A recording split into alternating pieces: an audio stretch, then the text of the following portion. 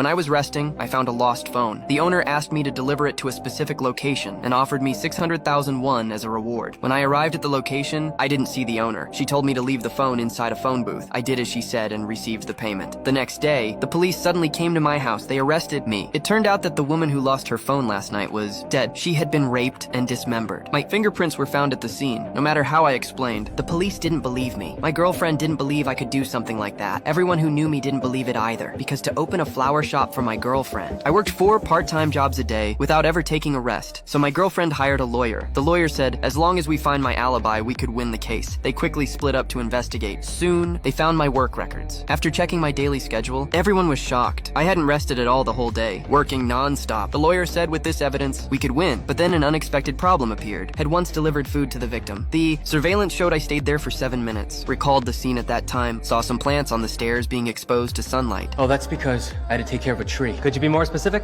Yes. It was a China doll tree. It's considered a partial shade plant, meaning they shouldn't get too much sunlight. As I was leaving, I saw that it was placed in front of the window. I couldn't help myself, so I moved it into the shade and left some tips for the owner. That might be why it took me so long. I left after that. Although the reason sounded weak, the opposing lawyer didn't question it. Then came the second piece of evidence. The surveillance showed me dragging a suitcase down the street. Excuse me, young man. Could you lend a hand?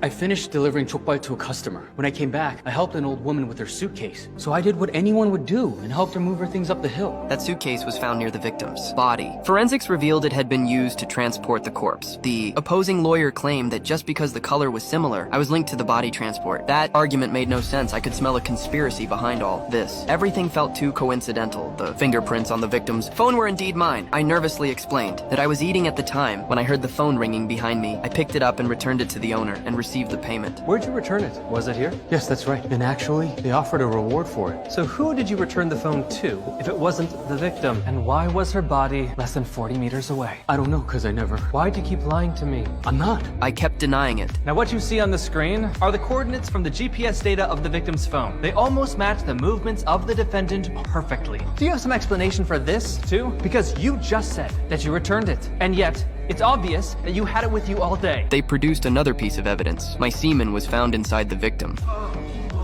I remembered the trash bag I had thrown away at home, which did contain used condoms. They also found my bracelet at the scene, a gift from my girlfriend. I had never taken it off. All the evidence pointed to me as the killer. The opposing lawyer asked me to read the results on the forensic report. When I saw it, I completely broke down. This kid...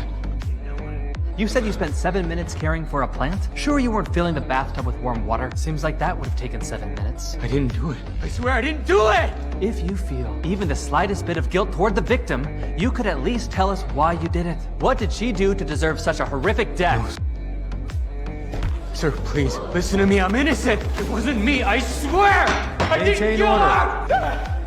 her! Also, that tree that you mentioned, we asked the tenants about it, and not a single one of them had ever seen it. Perhaps this was just your imagination? And just like that, I was sentenced to life in prison for murder. The next day, my girlfriend asked me a question that had been haunting her. Show me your right wrist, please. What? Where's the bracelet, the one I gave you? Last I remember, I was wearing it, but... Where is it? Seeing that I was still denying it, she cried in pain. Why don't you have the bracelet I gave you? I was confused. I hadn't noticed the bracelet missing in the photo. My girlfriend broke up with me. At that moment, I finally realized that every step I had taken had been part of a carefully designed trap. From delivering food, to helping with the plants, to assisting an old man, every step was a setup. I was sent to prison. That's where the story truly begins. A strange man came to me. He wasn't a lawyer, just a defense advocate, but he was deeply interested in my case. He said everything was too precise. There had to be someone behind it. I begged him to help me find evidence. He asked me to recall if I had left any clues behind. When I saw the crime scene photos, I suddenly remembered going to my younger brother's school that day. I was so exhausted that I fell asleep there, and that was when I must have lost the bracelet. He promised to investigate, but warned me not to tell anyone. Now, give me the address of where your brother's staying. I'll look into it. I really appreciate it. Not long after, he came again, but this time, he brought news of my brother's death. The evidence showed my brother had committed suicide. Could all of this really be just a coincidence?